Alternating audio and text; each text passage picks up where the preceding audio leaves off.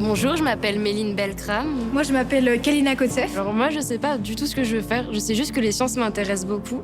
On aime bien les sciences.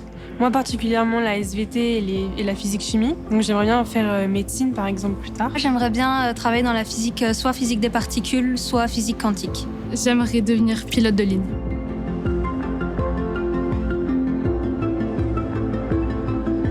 Ce qui pourrait me faire peur à Polytechnique, ça serait l'échec. Avoir la pression sans lâcher en fait. Se sentir moins bon. La peur de ne pas avoir le même niveau que les autres. On nous a dit que la prépa c'était très compliqué. Et c'est pas une école ouverte à tout. Il faut beaucoup de travail. Et voilà, donc j'ai fait une prépa en me disant que j'allais faire une prépa pour être pilote d'avion. C'était ce que je voulais être à l'époque. J'ai fait 3 ans de prépa. Donc normalement, la prépa, les classes préparatoires, c'est 2 ans. Et moi, j'ai redoublé la 2e année. Les maths m'ont un peu rattrapée parce que finalement, je me suis rendu compte que c'était ça que j'aimais. C'était la matière que je réussissais le mieux aussi, donc c'est aussi important de se sentir réussir dans quelque chose.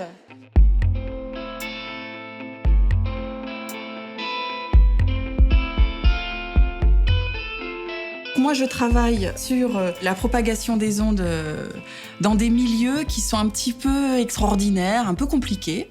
Alors un exemple frappant, c'est effectivement cette cape d'invisibilité. On va venir recouvrir un objet justement de ce matériau compliqué qui va être caché et donc invisible à des ondes extérieures. Vous avez un grand lac, d'accord, donc par exemple le lac de Polytechnique. Donc quand vous envoyez une pierre dans ce lac, vous savez exactement ce que vous allez observer. Vous allez observer des vagues, d'accord, qui sont circulaires. Et il va exister des fréquences pour lesquelles l'onde ne va pas pouvoir passer.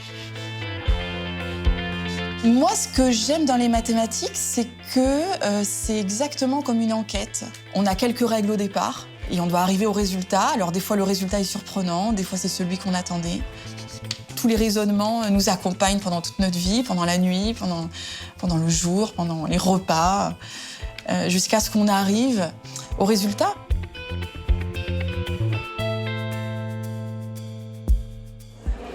Qu'est-ce que vous préférez dans votre métier, la recherche ou plutôt l'enseignement? Alors en fait, j'aime beaucoup les deux. Expliquer finalement aussi un petit peu nos résultats de recherche. C'est important parce qu'on transmet en quelque sorte les résultats mathématiques, on transmet ce qu'on connaît. Pour moi, les deux activités sont importantes et elles sont très équilibrées. Dans les écoles d'ingénieurs, il y a, je dirais, 20% de filles. Moi, je ne comprends pas pourquoi. L'objectif de ces rencontres avec ces filles lycéennes, c'est avant tout de parler de mon parcours, pour montrer que c'est possible. Moi, je suis issue d'une famille d'ouvriers et j'ai aimé les maths avec l'école.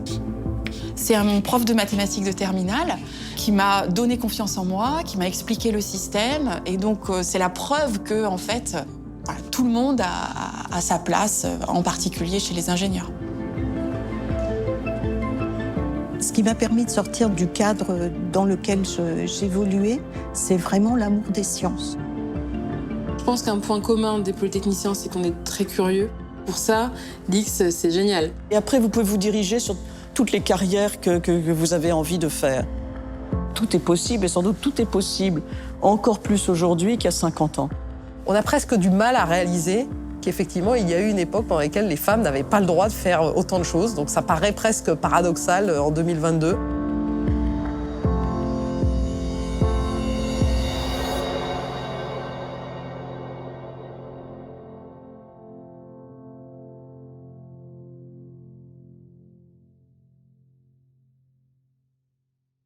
Groupe C4, Mademoiselle Chopinet Anne, Mademoiselle Ferry Anne, Mademoiselle Gontier Nicole, Mademoiselle Metz et Mademoiselle Sénéquier. La première promotion de femmes a été un événement historique, on va le dire majeur. C'était vraiment une chasse gardée des garçons qui enfin s'ouvrait. Et pour nous, nous avions l'ambition de montrer que nous étions à la hauteur. Et on nous regardait un peu comme des phénomènes. Les hommes ne s'attendaient pas à ce que des femmes soient reçues à l'X. Oui, c'est la rentrée pour une jeune fille de 18 ans qui travaille mieux que les garçons. C'était la place de la Montagne-Sainte-Geneviève, c'était le cœur de Paris. Moi, j'étais toulonnaise, marseillaise. Il y avait quand même professeur de mathématiques Laurent Schwartz.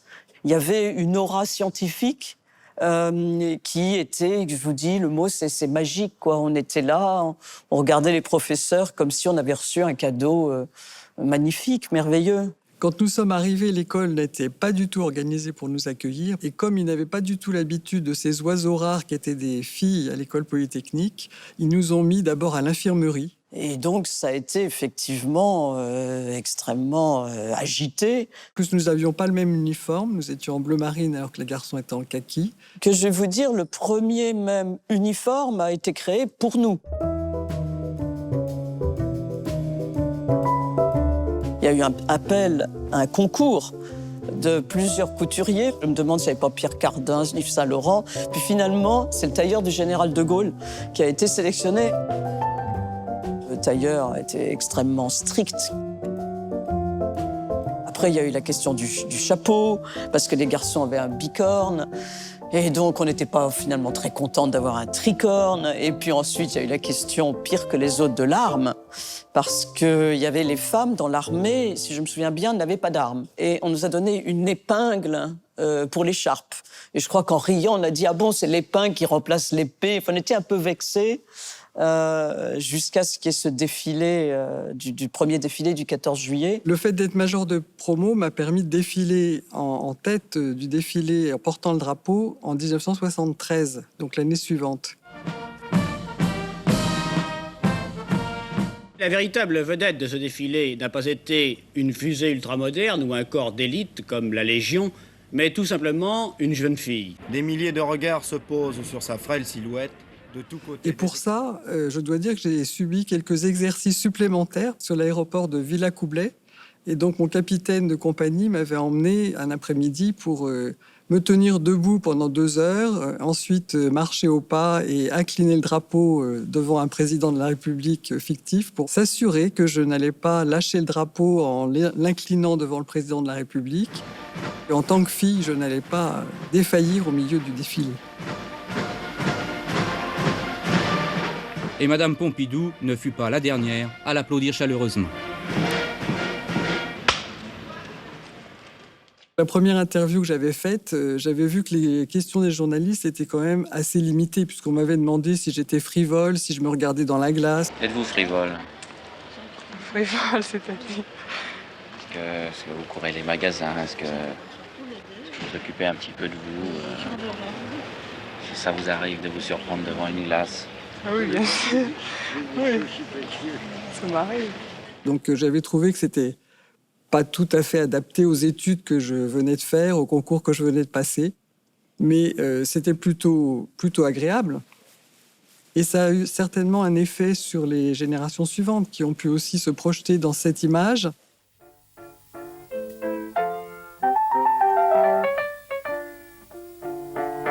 L'école polytechnique a pour mission de donner à ses élèves une culture scientifique et générale, les rendant aptes à occuper des emplois de haute qualification ou de responsabilité à caractère scientifique, technique ou économique dans les corps civils et militaires de l'État. Je ne savais pas que je voulais faire Polytechnique quand j'étais en prépa. Je viens de la campagne, en fait, et d'un milieu assez modeste. Et pour moi, intégrer l'X n'était pas du tout évident. Mais j'ai passé les concours. Je voulais une école scientifique de très bon niveau qui m'offre un éventail assez large de possibilités après l'école. Et en fait, ce sont les cours d'option d'astrophysique que donnait Jean Audouze à cette époque-là qui m'ont vraiment ouvert la voie. Et ces cours d'astrophysique ont été une révélation pour moi. J'ai commencé l'astrophysique par des stages autour d'un sujet qui était complètement nouveau, où tout était à défricher. Et nous avons montré avec Alfred Vidal-Madjar, qui était aussi un enseignant à Polytechnique, qu'il y avait des comètes qui tombaient sur l'étoile Beta Pictoris, qui s'évaporaient et qui absorbaient un petit peu la lumière de l'étoile. À cette époque-là, penser qu'on puisse détecter des comètes en dehors du système solaire, donc des exocomètes, ça paraissait complètement invraisemblable. Pas mal de gens ont rigolé. Ceci dit, cette théorie, cette interprétation des données est toujours valable encore aujourd'hui, plus de 30 ans après.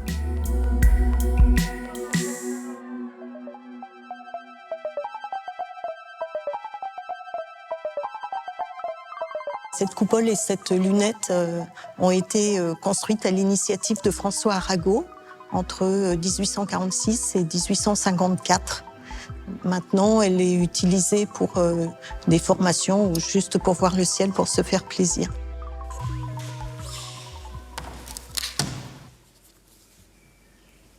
Quand mes enfants étaient petits, je devais beaucoup aller observer dans des endroits éloignés, au Chili, en Australie, à Hawaï. Et c'était pas facile parce qu'il fallait quitter la famille. Aujourd'hui, par comparaison, c'est beaucoup plus simple. Hello. Hello, Matthias, how are you? Hello, Anne-Marie. All good? Paranal, UT3. We have a clear sky, very good seeing, very good atmospheric conditions, stable conditions. We'll go to the target and then the instrument will do all of the internal configuration so that we can obtain scientific data. OK. On commande en gros le télescope. Seulement, il y a des gens sur place qui vont s'assurer que tout va bien, qui vont gérer en fait les observations en remote, comme on dit.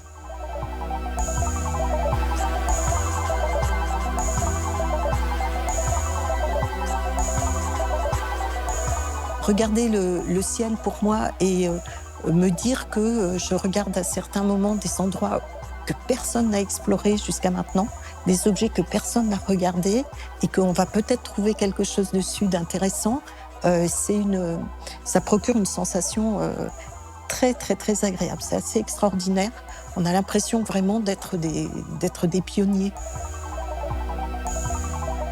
Quand je suis entrée à l'école, et même pendant toute ma scolarité avant, et puis même après, je dirais, je manquais beaucoup de confiance en moi. Je pense que les maths, la physique, les sciences dures, très solides en fait, ancrées dans quelque chose de concret, aident beaucoup parce qu'on peut s'accrocher à une espèce de vérité en fait.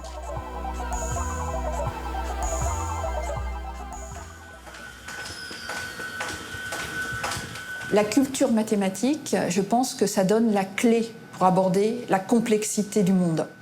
Moi, j'aime bien la complexité. Ça me fait pas du tout peur. Et je pense que c'est cette habitude au tout début de ma formation de résoudre des problèmes de maths, de comprendre en fait des notions pas évidentes au premier abord, qui font qu'aujourd'hui, c'est devenu un exercice non seulement dont je n'ai pas peur, mais que j'apprécie. Ça fait partie de moi. Je suis issue d'une fratrie de 3 filles. Je suis l'aînée. Et dans ma famille, le message, c'était « les filles peuvent tout faire ». Ce que j'avais en tête, c'est « donnez-nous notre chance et vous verrez ce dont nous sommes capables ».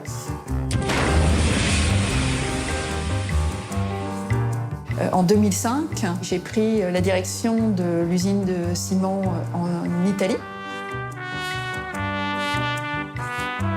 J'étais la première Française nommée sur ce type de poste, la 4e femme au niveau mondial. C'était une super occasion d'ouvrir la voie. J'avais accepté le poste, la mutation quand j'étais enceinte et mes 2 jumelles étaient nées entre-temps. Donc j'avais 2 bébés de quelques mois à la maison.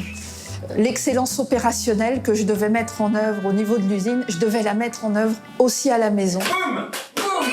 Alors, Léonore, tu tapes sur ta sœur, vous êtes ensemble, allez! Allez! Mon mari était un féministe avant l'heure et m'a soutenue dans mes choix professionnels pour que je puisse, moi, avancer.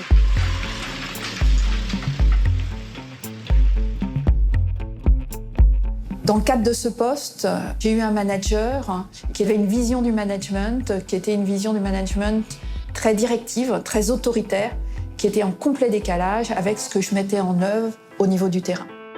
Et en 2012, j'ai choisi de rejoindre un groupe de plus petite taille, le groupe Minafine. Donc j'ai dû m'adapter. Clap.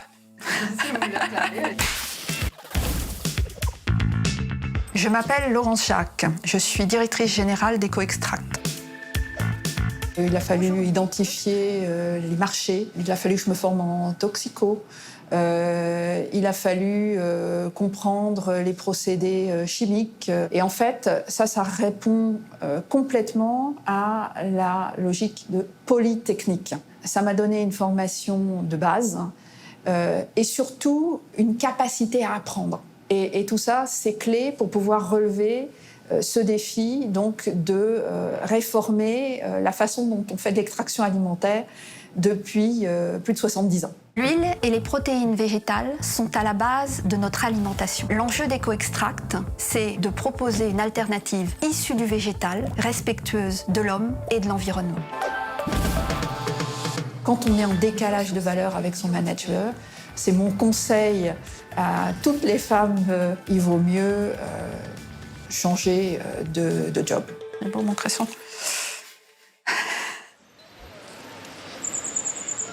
Christelle Heidemann retenait bien son nom, c'est en effet la première femme à prendre la tête d'Orange. Christelle Heidemann, c'est d'abord une tête bien faite. Oui, cette polytechnicienne de 47 ans est actuellement la dirigeante de Schneider Electric pour l'Europe. Elle connaît le secteur des télécoms. Je n'ai jamais rêvé d'être patronne d'un grand groupe parce que, d'abord, quand j'étais plus jeune, je ne savais pas forcément ce que j'avais envie de faire et c'était pas une fin en soi pour moi. J'ai plutôt toujours mis l'accent sur m'assurer que j'apprenais et que j'avais de l'impact et que j'étais contente de faire ce que je faisais au quotidien. Alors, je suis aujourd'hui l'une des 3 femmes directrices d'une entreprise du CAC 40, donc les 40 plus grosses entreprises cotées à Paris. Certains diraient que je suis une femme de pouvoir, même si j'avais déjà l'impression d'être une femme, en tout cas d'une dirigeante d'entreprise, déjà depuis de nombreuses années dans mon parcours. Mais voilà, c'est peut-être le regard des autres qui a changé finalement sur moi.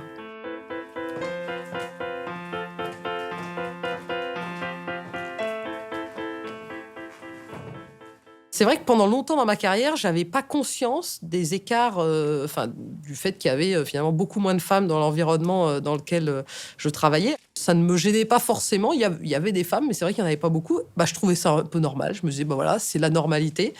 Et c'est vrai que quand j'ai été nommée DRH d'Alcatel-Lucent, là, je me suis rendu compte d'abord des biais que moi-même j'avais en tant que femme, et puis en même temps des freins que les femmes elles-mêmes pouvaient se mettre.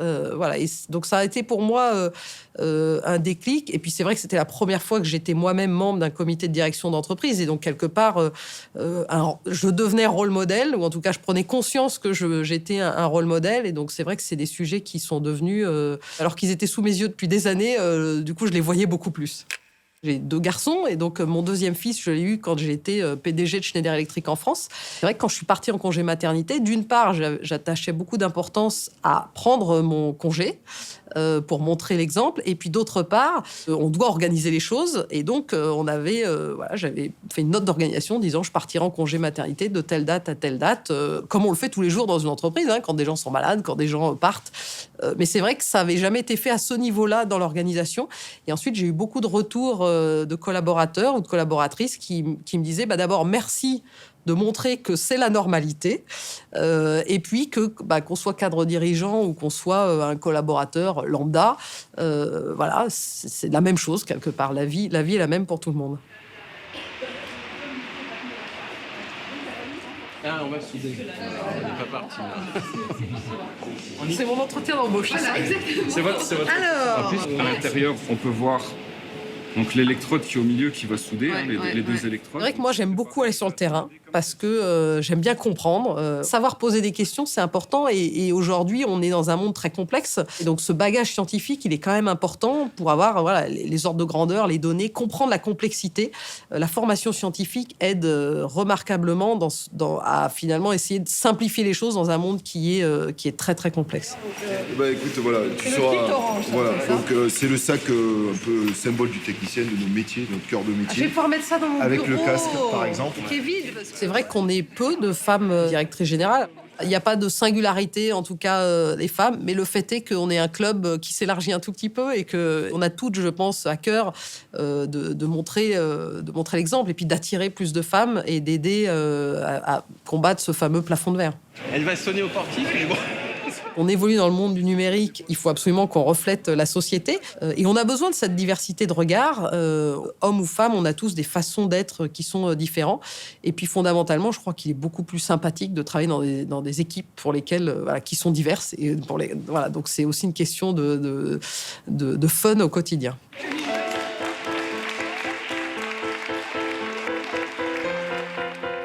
L'école polytechnique apporte beaucoup de choses, évidemment, une excellence de l'enseignement scientifique, mais pas que scientifique, les sciences humaines aussi. Et pour moi, ce que j'ai vraiment trouvé de très très différent dans ma formation, dans la formation de l'école polytechnique, c'est la formation humaine et militaire. Et je dois reconnaître que le service militaire a beaucoup apporté ensuite dans mes premières expériences professionnelles. Avoir 20 ans et se retrouver à encadrer des équipes dans un contexte militaire, qui est quelque chose de très très nouveau, ça apprend beaucoup de choses, ça rend très humble, ça fait comprendre l'importance de l'humain, cet esprit de compétition, mais dans le bon sens du terme, du dépassement de soi, de se lancer des défis. Tout ça, c'est des choses qui sont importantes.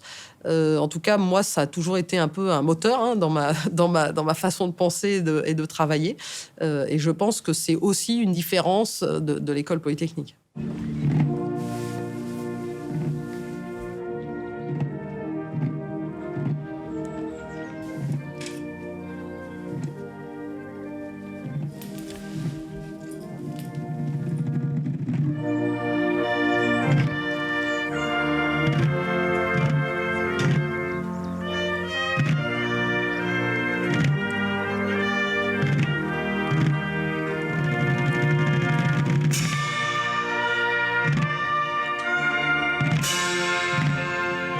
Aujourd'hui, c'est la présentation au drapeau de la promotion X21 et la passation de drapeau de la garde des X20 à la garde des X21. Ça a un grand sens symbolique puisque c'est la promotion à X21 qui devient garante du drapeau et qui va donc participer à toutes les cérémonies militaires.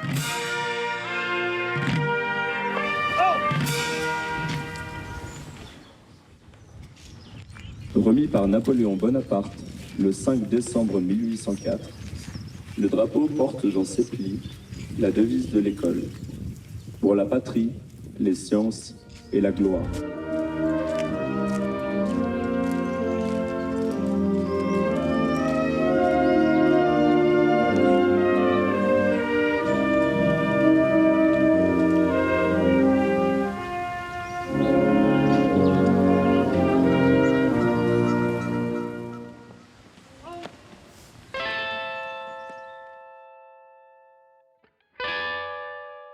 Bon, j'ai découvert très tard que c'était militaire, polytechnique, moi je savais pas.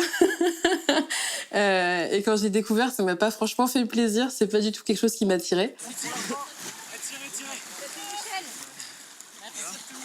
Allez, c'est bien. Le sens du collectif, c'est quelque chose, je pense, qu'on m'avait déjà inculqué, qui me tenait déjà à cœur. Mais pendant ces moments-là où on se retrouve à 15 sur un radeau et essaie de traverser un lac, ça prend tout son sens en fait.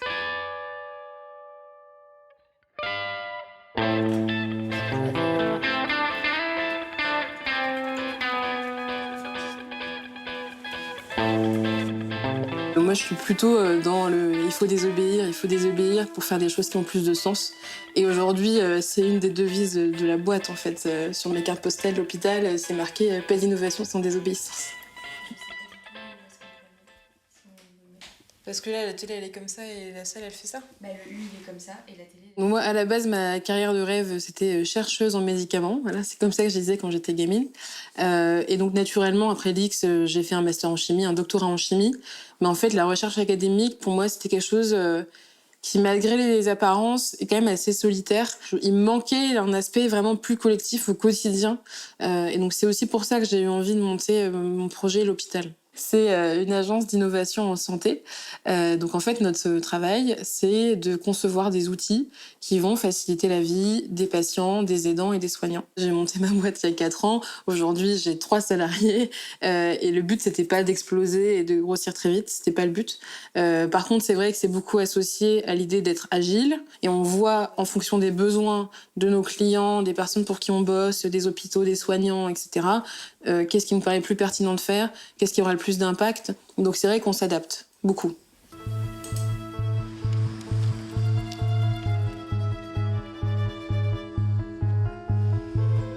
Finalement, ce que je retiens aussi de l'X, c'est d'être capable justement d'aller chercher des compétences et des manières de travailler dans différents domaines et les mixer pour en faire aussi ma propre méthode.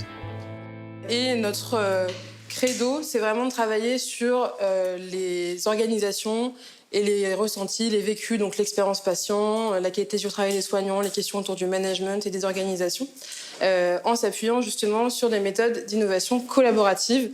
Quelle est la place que le médecin veut bien me donner en fait, et est-ce qu'il est habitué, est-ce qu'il le veut bien? Déjà savoir qu'on est aidant. Il y a des gens qui pensent juste être j'arrive, j'ai emmené mon parent, mon frère, ma soeur, mon enfant, mais je me rends pas du tout compte qu'en fait il y a 20 ans de politique publique qui ont décidé que moi j'avais un rôle là-dedans. On fait tout pour incorporer tout le temps dans le décisionnel son proche. Les techniciens, ça ouvre des portes, clairement. Les gens, ils nous considèrent plus, ils nous écoutent plus.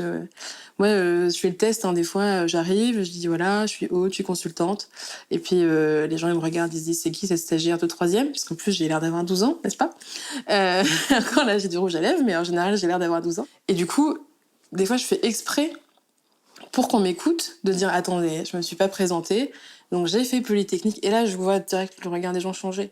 Et ça, c'est quelque chose que je regrette, mais c'est quelque chose que j'utilise.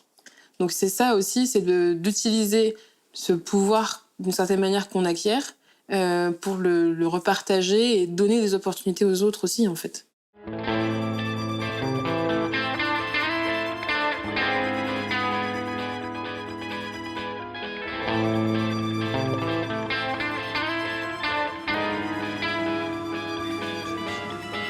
Dominique, en fait, c'est ma marraine dans le cadre d'un programme de bourse de la CTU. Elle m'a vachement guidée, elle m'a fait rencontrer plein de gens et elle me guide encore, elle est dans le board de ma boîte et moi c'est un peu, je pense qu'on va dire ma deuxième maman, elle m'a énormément accompagnée. C'est une femme très puissante, je veux dire elle gère 141 milliards de dollars, pourtant elle est très humble, elle continue de faire ce qui lui semble juste, donc c'est vraiment un modèle et pas uniquement sur le plan professionnel. Mais j'ai pas du tout, et Agathe non plus, comme intention d'avoir une boîte où il y a 2000 personnes un jour. On décline déjà les missions. Bon, par contre, on sait pas très bien comment faire pour les décliner sans fâcher la personne en face. Ça s'apprend, ça. Il n'y avait pas un désir, disons, d'être salarié dans un très grand groupe. Ça, j'ai vite pigé ça. Et donc, ce que j'ai voulu, c'était surtout lui ouvrir les portes de mon network pour qu'elle puisse aller passer quelques mois dans une pépinière d'entreprise, se rendre compte comment c'était, parce que quelquefois, vous y allez, puis finalement, vous avez une envie, vous projetez un désir sur quelque chose, puis une fois que c'est la réalité, le désir s'écroule. Il faut après savoir canaliser sur une chose où on va aller très très loin. Parce que ce qui est important dans la vie aussi, c'est de prendre un chemin et puis d'aller, alors j'aime pas dire toujours plus haut dans le sens spirituel du terme, pas plus haut, j'aime pas l'idée de plus haut en termes de carrière, mais plus haut dans le sens spirituel, beauté, ça veut dire un accomplissement personnel qui demande ses plus grandes qualités à soi. Alors, c'est qualités scientifiques, parce que on a fait Polytechnique, mais c'est aussi ces qualités, ces autres qualités humaines et dont tu es largement pourvu. En fait, ce qui est amusant, c'est tout à l'heure, tu as dit j'ai deviné ou j'ai senti que tu allais pouvoir monter une entreprise. En fait, Dominique, elle a su avant moi, je pense. Elle a repéré des trucs que j'avais pas compris sur moi-même. Et en plus, tu me les as pas dit comme des affirmations, mais tu m'as guidée pour que j'aille comprendre toute seule. C'est ça que j'ai beaucoup, je pense, apprécié. Et c'est vrai qu'à chaque fois, je me disais, ah bah tiens, quand je vais retourner la voir, je vais pouvoir lui dire que en fait, j'ai compris ça aussi. Et donc ça, c'est vrai que c'était extrêmement précieux et ça va beaucoup plus loin que des conseils professionnels, en fait. C'est la sagesse, en fait. Maintenant, c'est la sagesse, oui, mais pas quand j'avais 20 ans. C'est énorme, 40 ou 50 ans d'écart. Hein.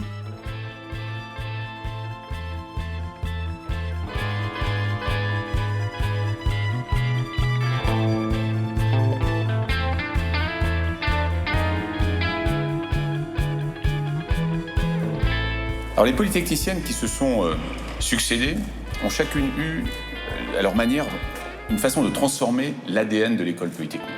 Vous toutes, vous avez irrigué aussi tous les secteurs de la société, tous les secteurs de l'économie, et avez contribué à façonner notre pays.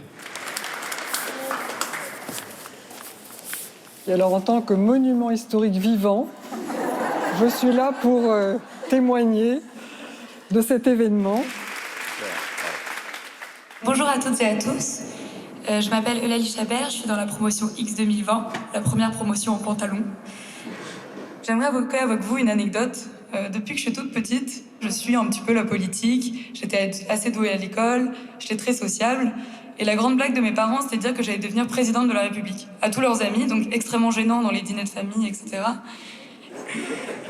Mais ce qui m'a vraiment permis de m'engager dans cette voie, c'est que j'ai eu des parents qui se sont pas arrêtés à dire « C'est bien, t'es forte à l'école, fais de ton mieux et ce sera bien dans tous les cas ».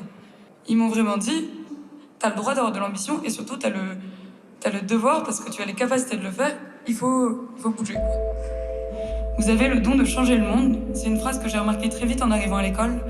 On a encore beaucoup de chemin à parcourir et j'espère qu'on va tous le faire ensemble. Merci à tous.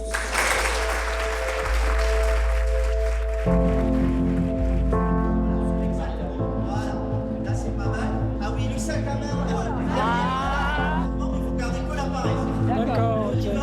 Allez, 1.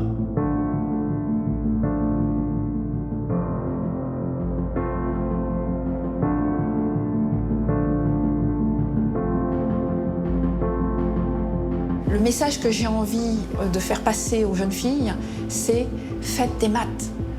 Choisissez la carrière scientifique. Nous avons besoin de vous. Il y a 50% de femmes dans l'humanité, donc c'est 50% de talents potentiels pour les métiers de la recherche, les métiers liés aux sciences dures. Il ne faut surtout pas les rater. Pour encourager des jeunes filles à s'engager dans la carrière scientifique, je pense que l'idéal, en fait, c'est tout simplement de leur montrer ce que c'est. De leur permettre de se projeter, encore une fois, et de leur montrer aussi que les images qu'on s'en fait, les clichés autour de tout ça, ils sont pas forcément vrais. Et leur permettre de se détacher de la peur qui est associée, de la pression qui est associée. Je pense vraiment que les filles ont toute leur place. Et je pense en plus que les sciences ont besoin des filles. Et donc c'est une façon finalement de s'ouvrir des portes et d'aller à la rencontre du monde. Voilà, donc vraiment, je t'encourage, toi la jeune fille qui me regarde, à aller dans les sciences. Et on a tellement besoin, il y a tellement d'emplois et de choses à faire pour des femmes qui vont faire des études scientifiques.